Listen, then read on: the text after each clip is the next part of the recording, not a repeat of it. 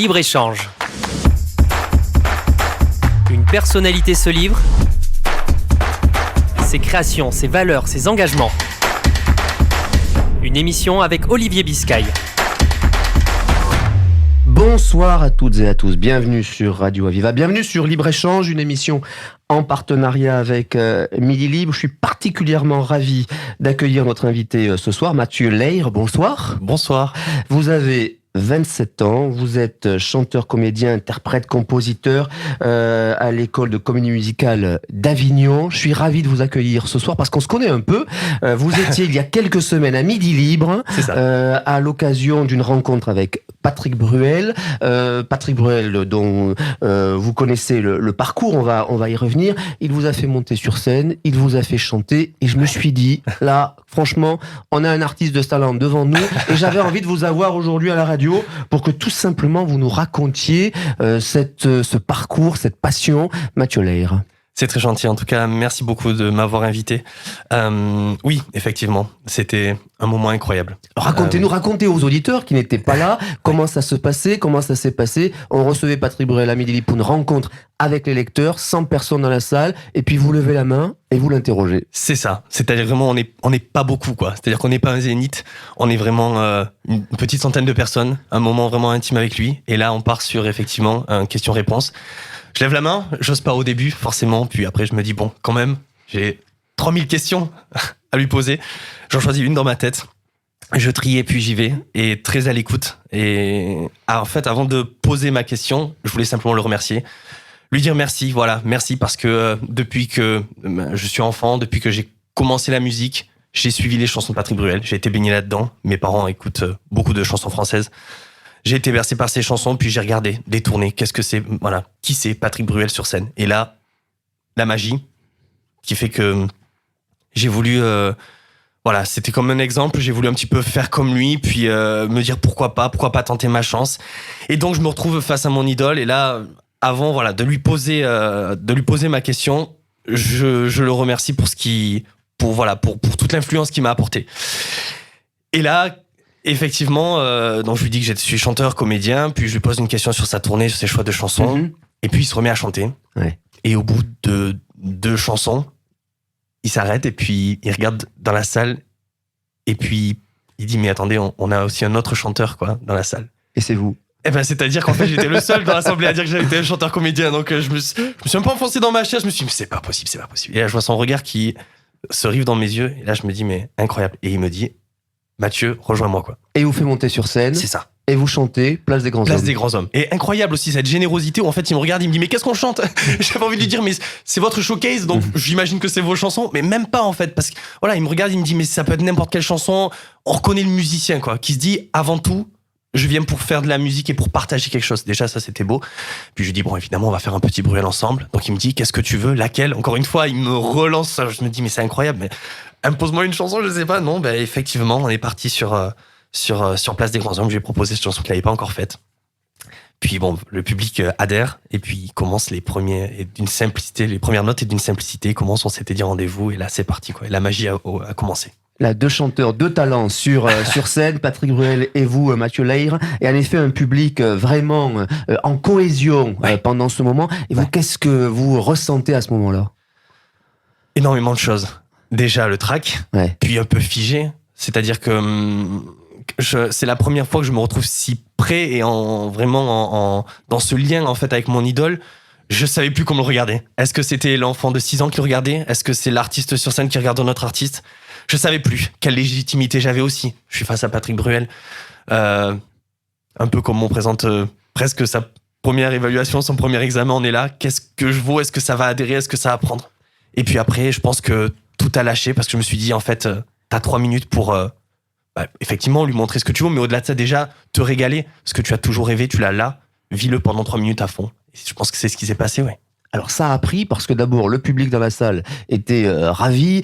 Beaucoup d'entre nous l'étions. Perla Danin qui est président de Radio Aviva était tout aussi enthousiaste que je le suis aujourd'hui. C'est pour ça d'ailleurs qu'on a souhaité vous inviter. Mais ça a pris aussi sur les réseaux sociaux parce que vous avez proposé à Patrick Bruel d'être sa future première partie à l'occasion d'un concert. Donc ça c'est audacieux et vous avez pu échanger avec lui.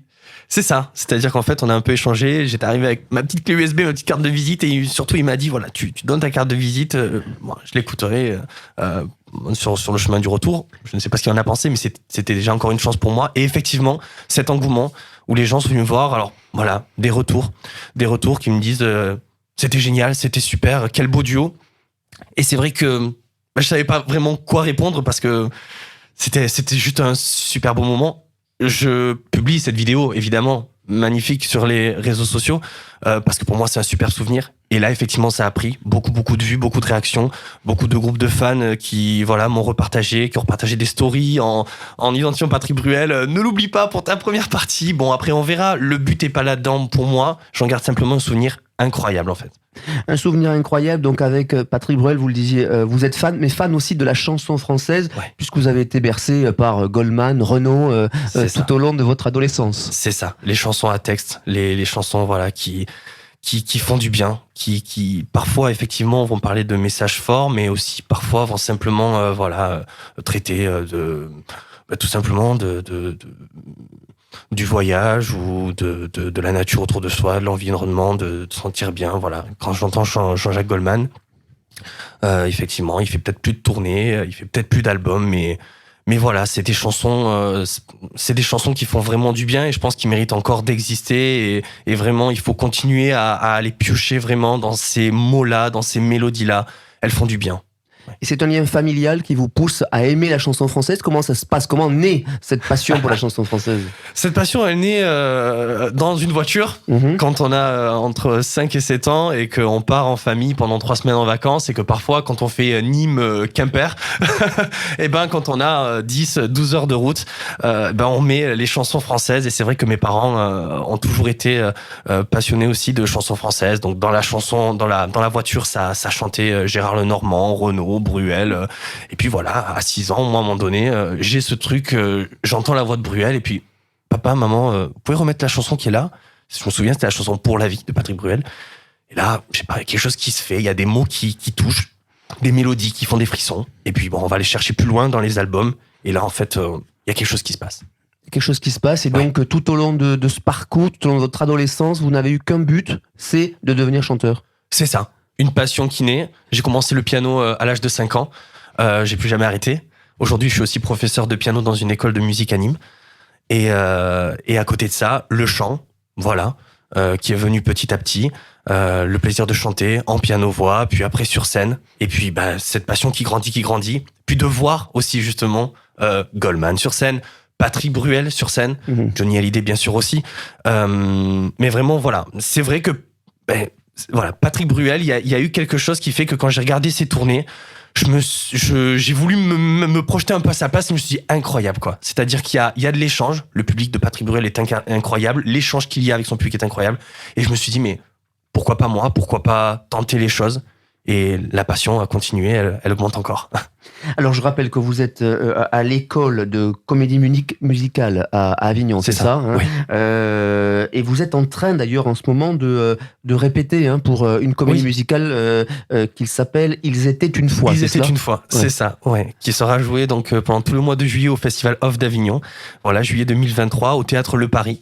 Une grande chance d'avoir de connaître un peu ces écoles. C'est par exemple l'école de comédie musicale d'Avignon qui s'appelle l'Arsène est vraiment une école qui professionnalise en fait les jeunes artistes dans l'univers de la comédie musicale. C'est bien aussi d'avoir ça dans le sud. C'est vrai que très souvent on dit monte à Paris, mais quand on est un jeune, qu'on a 25 ans, parfois on n'a pas les moyens en fait de partir à Paris. Voilà, c'est parfois compliqué. Alors comment on fait? Est-ce qu'on choisit les rêves, la raison? C'est pas trop, on est toujours sur un fil. Et puis on rencontre des écoles comme ça dans le sud. Et je pense qu'il devrait même y en avoir plus encore. Je pense à à Bruno Berberes, le directeur de casting de The Voice, qui a ouvert une école, le Dalida Institute, dans le Sud aussi. Enfin, c'est des écoles qui sont là dans le Sud et qui permettent de soutenir les artistes. Je pense qu'il y a beaucoup d'artistes dans le Sud, il y a beaucoup de talents dans le Sud. Faut les révéler. Après, bien sûr qu'à Paris, il y a une espèce de centralisation comme ça, avec les télés, les radios aussi, mais il y a de très bonnes radios aussi dans le Sud, hein, voilà. Absolument, Radio Aviva. Voilà. Évidemment, vous en êtes l'invité, mais est-ce que ça veut dire que c'est un parcours du combattant aujourd'hui, quand on est passionné, comme vous l'êtes, de se faire une place, évidemment qu'il faut y croire, et vous le montrez à ce micro, mais il faut aussi, évidemment, vous l'avez dit, des bons tuteurs, des accompagnants, des écoles. Le parcours du combattant, oui et non. Je l'ai cru au début. Ouais. Quand on voit tout ce qui se passe, on se dit comment moi, du fin fond de ma chambre à Nîmes, je vais arriver un petit peu à pouvoir me faire connaître par-ci, me faire connaître par-là, toucher les gens, etc. En fait, au final, plus j'essaie d'avancer, plus je me rends compte que quand on fait les choses avec sincérité, quand on les fait avec passion, il peut y avoir des portes ouvertes. Je veux dire, à un moment donné, ça peut partir sur un showcase, sur une rencontre, et puis quelque chose se passe, on commence à s'intéresser, on distribue des cartes. Je pense qu'il faut oser. Un des mots, et pardon, je vais encore évidemment à Patrick Bruel, mais parce que vraiment, il répète très souvent le mot audace, et il a souvent rythmé sa carrière autour de ses audaces. Il n'en a pas manqué, Patrick Bruel, et vraiment, je pense qu'il faut pas manquer d'audace, d'ambition, de toute manière, pour pouvoir monter. Vu qu'on part d'en bas, j'ai envie de dire, testons, essayons. Il vaut mieux vivre avec des remords qu'avec des regrets, donc allons-y. Et puis, il y a de belles surprises qui se passent, en fait. Parcours du combattant, oui, mais quand on a la passion, quand on y croit, je pense qu'il y a des choses magiques qui se passent. Alors, audacieux, vous l'êtes, Mathieu Leyre, invité de Libre-Échange sur Radio Aviva. Ce n'est pas votre première comédie musicale, hein, c'est ça? Non. Vous avez une autre, elle s'appelle Alice, je crois. C'est ça. Alors, il y en a même une avant. Ouais, qui était Héloïse et Tristan. Voilà, c'était ma première comédie musicale en 2016, qui a été menée par une association qui s'appelle Emendo, qui, pareil, a pour objectif de soutenir les jeunes talents locaux dans le Sud. Et une première petite tournée même qui s'était faite avec quelques jours au Festival d'Avignon, et donc j'avais joué le rôle de Tristan, premier rôle dans Héloïse et Tristan. Quelques années après, effectivement, j'apprends l'existence de l'école Larsen à Avignon. Pourquoi pas, essayons, voyons. Je joue la comédie musicale Alice, voilà, tirée du coup de l'histoire d'Alice au Pays des Merveilles, où j'ai le plaisir d'interpréter le chat de Cheshire. Ouais. Voilà, donc rôle assez, voilà, c'est aussi intéressant de parfois sortir un peu de sa zone de confort. Voilà, qui est un personnage très extravagant. Donc effectivement, j'ai fait Alice aussi en 2022. Oui. Beaucoup de chanteurs ont d'ailleurs démarré par la comédie musicale, oui. Et ça a été un bon terrain d'apprentissage. C'est vrai. Ça l'est ? C'est très complet. Ouais. On fait du chant, on fait de la danse, on fait des claquettes, on a même des cours d'anglais. Donc oui, c'est très complet. Je crois même que cette école propose aussi des cours d'écriture, etc. Donc je veux dire, toujours pareil, quand on veut, je pense qu'on peut aller chercher. Il y a des ateliers d'écriture qui se font par-ci, des choses comme ça. On peut demander des conseils. Et je pense qu'il faut le faire. Faut pas avoir peur. Faut foncer. Alors, il y a aussi un album, 5 titres, c'est ça que vous avez sorti? C'est ça. Il y a quelques mois? Même quelques petites années. En 2018. Ouais, en 2018. Oui, ça fait 5 ans maintenant. Ouais. J'avais sorti ces chansons, mais pareil, c'était presque un exercice pour moi. Voilà, parce que c'est vrai qu'on me disait souvent, tiens, pourquoi tu sors pas des chansons sur Internet, sur YouTube? Bon, moi, à ce moment-là, j'avais pas fait grand-chose, je savais pas comment faire. Puis, bon, je me suis dit, pourquoi pas? C'est vrai qu'il y a une belle rencontre derrière aussi de ce qui s'est fait. Lors de ma première comédie musicale, Héloïse et Tristan, j'ai eu la chance de rencontrer Claude Salmieri, qui est un arrangeur de comédie musicale qui est assez reconnu puisqu'il a notamment participé à Starmania, Notre-Dame de Paris. J'ai eu la chance de rencontrer ce monsieur, pareil, parce qu'une fois, voilà, je montais sur Paris juste pour aller me balader parce que parfois j'ai eu envie de faire ça, et puis j'avais entendu ce nom, je savais qu'il participait à cette première comédie musicale et j'avais demandé est-ce que c'est possible de le rencontrer. La rencontre s'est faite, et avec ce monsieur-là, effectivement, après quelques écoutes de ce que je pouvais faire, il m'a dit est-ce que ça dit qu'on essaie de faire quelques titres ensemble? Il m'a arrangé ses premiers titres. Il y en a 5. Donc voilà, cette EP qui s'appelle Court-métrage, qui est sorti en 2018. Un test, un essai, voilà, un exercice, regarder un petit peu comment les gens peuvent adhérer, puis me présenter le fait qu'effectivement j'ai écrit et je compose. Alors on peut écouter ces titres sur Internet? Sur YouTube, tout à fait. Il y a aussi sur une plateforme qui s'appelle Bandcamp, mais c'est vrai principalement sur YouTube. Quand vous tapez du coup mon nom, effectivement, vous pouvez tomber sur ces 5 titres. Ouais. Bon, si on n'attendait pas Internet pour écouter l'un de vos titres, en tout cas, je vous propose, enfin si vous en êtes d'accord évidemment, qu'on puisse lancer peut-être une chanson. Qu'est-ce que vous pourriez nous interpréter au micro de Radio Aviva ce soir? Bon, je peux vous faire par exemple L'amour par application, Ouais. voilà, qui est une chanson qui traite des applications de rencontres. D'accord. Voilà, et un petit peu de ce mystère qu'il y a derrière. Bon, écoutez, on va voir avec les équipes de la régie qui sont, je l'imagine, particulièrement prêtes. Oui, on me fait Super. signe que oui. Et donc, on vous laisse opérer. Merci. Mathieu.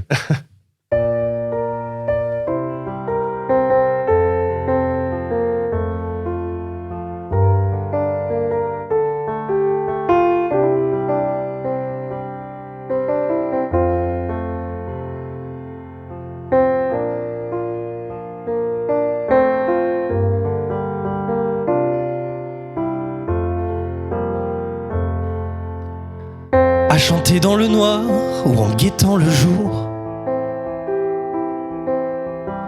Je t'ai cherché en vain, mais était-ce par amour? Tes paroles me suivent et je vois ton image. J'ai défié mes envies et j'ai cru ton visage. J'ai marché sous la pluie, j'ai défilé des heures. Même le temps peut passer, ne me fais pas peur. Mon cœur est plein d'ardeur. Je ne t'ai jamais vu. Tout cela est nouveau, convoitise inconnue.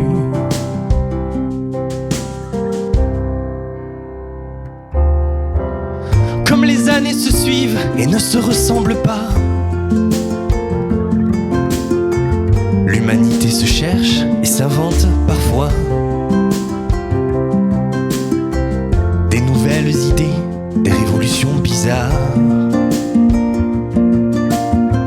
des sensations cachées au milieu d'un regard. Qui aurait cru qu'un jour les hommes connaîtraient de nouvelles méthodes pour se rencontrer? Devenons-nous plus crédules? Sommes-nous assez sages pour commencer une histoire à partir d'une image? J'arrive enfin, j'y suis, sur notre point de chute. C'est la curiosité qui rythme mes minutes. À quoi te reconnaîtrais-je? Magnifique, inconnu. Mentirais-je en te disant on s'est déjà vu? Non. Voilà presque 2 heures que je tourne en rond. As-tu changé d'avis ou aurait-il raison? Ceux qui m'ont chuchoté, surtout, fais attention. L'amour, ça se consomme, mais avec application.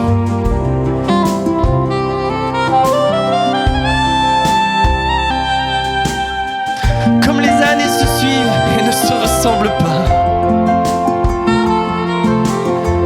L'humanité se cherche et s'invente parfois des nouvelles idées, des révolutions bizarres, des sensations cachées au milieu d'un regard. Qui aurait cru qu'un jour les hommes connaîtraient des nouvelles méthodes pour se rencontrer? Devenons-nous plus crédules? Sommes-nous assez sages pour commencer une histoire à partir d'une image? Devenons-nous plus crédules? Sommes-nous assez sages pour commencer une histoire à partir d'une image?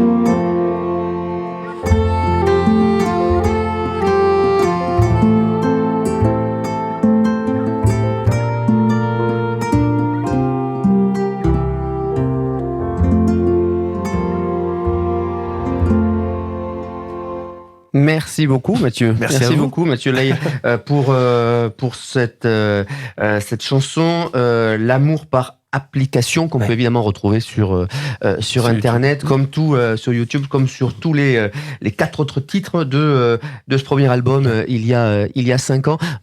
Patrick Bruel le disait lorsque nous l'avons rencontré à Midi Libre, finalement, faire des chansons, c'est facile quand on s'appuie sur des sujets de société, des sujets qui parlent à tout le monde. L'amour par application, ça parle un peu à tout le monde. Oui, bien sûr. Puis c'est ce côté mystérieux, c'est de se dire, voilà, on est, je pense, dans une époque où il y a énormément de changements. Mhm. On est, j'ai l'impression, dans une espèce de transition vers quelque chose qui peut-être même nous dépasse. Et justement, ces applications de rencontres, je trouve que c'est hyper étonnant. En fait, on valse un peu avec l'inconnu, on joue un petit peu avec, on sait pas trop. Voilà. Alors il y a quelque chose d'à la fois un peu excitant et en même temps un peu de peur et en même temps c'est quoi un peu la peur dans l'amour? Est-ce que ça nous freine? Est-ce qu'au contraire ça nous fait pousser des ailes? Tout ça, c'est hyper inspirant. Les Français ont besoin de ça dans les chansons, ont besoin aussi qu'on leur parle finalement d'eux, qu'on leur parle de leurs espoirs, leurs inquiétudes. Oui, bien sûr. Je pense que oui, les gens ont besoin des artistes, bien sûr. On a besoin de personnes dans la politique, on a besoin de personnes pour l'environnement, pour la recherche, et je pense qu'effectivement, les artistes ont une énorme place à jouer pour véhiculer beaucoup de messages. Voilà, on vit parfois des moments qui peuvent être difficiles. Les artistes sont là pour faire du bien, les artistes peuvent être là aussi pour dénoncer. Les artistes, voilà, ont vraiment cette place importante, bien sûr. Vous croyez à l'engagement des artistes? D'ailleurs, quand on en a parlé au moment de rencontrer Patrick Bruel, vous appréciez aussi le fait qu'il s'engage dans la société et fasse passer des messages. Oui, c'est ça, bien sûr. Ça rassure aussi. C'est-à-dire que l'artiste peut aussi jouer ce rôle de porte-parole. Je pense que Patrick Bruel l'a bien fait, il continue de bien le faire tout au long de sa carrière. Oui. Il faut aussi que l'artiste puisse peut-être chanter tout haut ce que parfois on peut avoir du mal à dire, ou j'ai justement une phrase qui me vient, qui est la musique commence là où s'arrête le pouvoir des mots. Oui, et en même temps on peut aussi jongler justement sur ce pouvoir des mots avec le pouvoir de la musique. Il y a autre chose qui passe à travers la musique. Il y a encore d'autres messages, et oui, je pense que les gens ont besoin aussi d'entendre les personnes qui peuvent admirer justement traiter d'informations qui les rassurent ou au contraire qui dénoncent. Je pense que c'est important, oui. À quand un prochain album? Bientôt, j'espère. C'est vrai que ça fait un petit moment que je me suis moins mis dans l'écriture parce que justement il y a de la comédie musicale, il y a beaucoup de jours de répétition et que pour l'instant ça me prend beaucoup de temps. J'aimerais pouvoir me remettre un petit peu dans l'écriture, sortir de nouvelles chansons. En réalité, il y en a déjà bien 3 ou 4 de prêtes. Voilà, donc bon. c'est... Quelle sera la tonalité alors de cet album? Si vous pouvez nous en dire un mot. Oui, alors pour le coup plus intime. D'accord. Voilà, c'est-à-dire que là où peut-être dans mon premier EP, je parle un peu des applications de rencontres, un petit peu de ma passion, on va peut-être partir sur des sujets qui me sont encore plus chers dans peut-être ce deuxième EP. Voilà, il y a une chanson qui parle de mon grand-père, une autre qui parle de la naissance de l'enfant d'une de mes amis de lycée, parce que voilà, le temps passe bien sûr, et un petit peu voilà pour accueillir cet enfant un peu dans justement ce monde d'aujourd'hui. Donc peut-être un EP un petit peu plus intime qui me permet de me présenter différemment encore. Et quand pourra-t-on l'écouter, cet album? Écoutez, j'espère normalement l'année prochaine. J'espère, vraiment. Donc l'année prochaine, avec, on l'imagine, et on l'espère en tout cas pour vous, une tournée en complément de cette comédie musicale cet été. Ouais. Je voudrais vous interroger, Mathieu, pour terminer cette émission. On a beaucoup parlé évidemment de la chanson, on a parlé de vos passions, et puis la manière dont est née cette passion. Vous avez 27 ans, vous êtes un chef d'entreprise, un futur chef d'entreprise, puisque finalement, quand on est chanteur, eh bien, on est sa propre son propre chef d'entreprise. Comment on est perçu quand on est jeune en France? Quelle place vous comptez jouer demain, dans la France de demain, quel rôle vous entendez jouer? Vaste question. Déjà effectivement, un artiste messager qui peut un petit peu s'adresser à tout le monde. Après aussi peut-être un artiste un peu plus léger aussi, parce que justement pour pouvoir être un petit peu d'évacuer en fonction de ce qui se passe aujourd'hui. Je pense qu'on est vraiment dans une société qui demande beaucoup d'écoute, de tolérance, de bienveillance, et je pense qu'on est là aussi pour jouer justement ce rôle-là, de pouvoir continuer à transmettre la paix, la parole paisible, l'échange. Voilà. On n'en est pas là en France. Vous trouvez que c'est tendu ? En ce moment, c'est très tendu. Voilà, il faut communiquer. Il y a des arguments qui viennent de partout. Voilà, il y a de très bons arguments. Après, voilà, ce qui se passe en ce moment, on le voit, c'est-à-dire qu'effectivement, les gens, ils sont pas contents, ils vont protester, ils vont manifester, et ils ont des messages aussi à faire passer. Je pense qu'il faut qu'il y ait une écoute qui se fasse des deux côtés. Je pense que voilà, la situation est difficile, mais je veux dire, on vit tous au même endroit, on peut composer les choses ensemble, et main dans la main, on arrivera à trouver une solution. Mais il faut qu'effectivement les deux parties s'entendent, s'écoutent et discutent. Oui. Vous avez le sentiment que la jeunesse est suffisamment entendue, suffisamment intégrée aujourd'hui dans la société, dans les ambitions des gouvernants ? Je pense que les jeunes mériteraient même d'être écoutés encore un peu plus. Je pense qu'il y a des choses intéressantes qui se disent. Oui, enfin, je veux dire, c'est vraiment la jeunesse, le monde de demain. Donc, il faut, voilà, oui, les jeunes devraient être même encore mieux, plus écoutés. Oui. Ouais, sur quel message vous aimeriez qu'on vous écoute ? Effectivement, sur l'emploi, effectivement, il y a eu la réforme des retraites, etc. Sur voilà, des sujets comme ça où il faut arriver à débloquer quelque chose à un moment donné. Il faut arriver à débloquer quelque chose. Passer les choses en force, c'est peut-être pas forcément non plus la bonne solution. Faut essayer de voir ce qui est possible et écouter ce que les gens disent dans la rue, en fait. Bon, est-ce que ça fera l'objet d'une chanson, les retraites ? On verra. Mais les sujets de société, en tout cas, les sujets qui parlent à la jeunesse, ça peut ? Est-ce que c'est Oui. L'idée, c'est de pouvoir aussi s'adresser au plus grand nombre. Donc, bien sûr. Il y a, je pense, à un jeune artiste qui fait très bien ça aussi, qui s'appelle Gauvin Serre, qui a fait la première partie de Renaud et qui a des messages très très forts. Voilà. Je veux dire, et je pense que c'est des chanteurs comme ça. Et puis, j'espère faire partie aussi de cette même veine où effectivement, à un moment donné, on dit des choses, on les dit en musique et ouais, il faut s'écouter, quoi. Merci Mathieu Lair, on espère le plus grand succès pour vous, pour vos projets. Je rappelle que vous serez donc sur scène à Avignon pour la comédie musicale Ils étaient une fois. Tout à fait. Rappelez-nous dans quel théâtre ? Donc c'est le théâtre Le Paris et ce sera pendant tout le mois de juillet au Festival d'Avignon. Bon, écoutez, j'invite les auditrices et les auditeurs à venir vous découvrir. Et puis évidemment sur YouTube, on découvrira avec grand plaisir votre premier album. En attendant le prochain. Merci beaucoup. Merci beaucoup à vous. Merci à toutes et à tous et très bonne soirée. Libre-échange.